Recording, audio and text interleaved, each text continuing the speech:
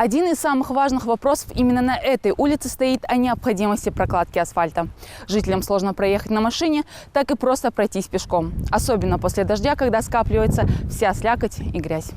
Речь идет об улице Фрунзе. Помимо 60 домов, здесь также располагается школа, колледж, мечеть и кладбище. Это значит, что проходимость на улице довольно большая. Дорога нуждается в ремонте. Сослан Горданов живет в Карабулаке давно. Ездить на работу в таких условиях доставляет большие неудобства. Было бы хорошо, если был бы асфальт, потому что неудобно ходить и ездить. В капитальном ремонте нуждается также улица Заречная. Даут Тачиев живет здесь практически 30 лет. Он давно ждет, когда улицу благоустроят.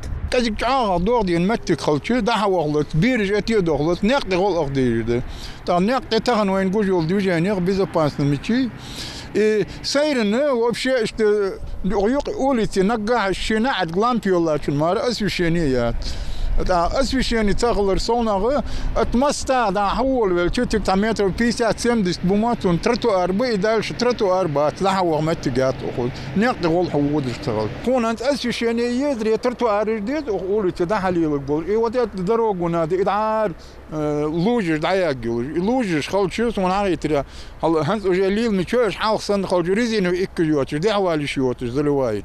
И совсем скоро изменения произойдут, причем сразу на 3 улицах. Все благодаря национальному проекту «Жилье и городская среда». По результатам общественного обсуждения и рейтингового голосования местных жителей, которое проводилось в 2020 году, выбрали 3 улицы. Это Фрунзе, Заречная и Промысловая.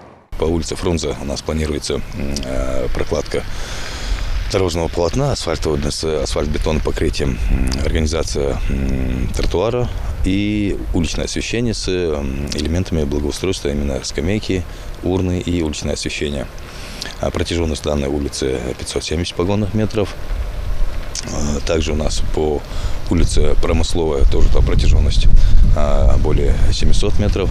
Такие же виды работы, за исключением дорожного покрытия. Там у нас будет тротуар, будет уличное освещение, будет зона отдыха для пешеходов с установкой скамеек, урн и организацией уличного освещения.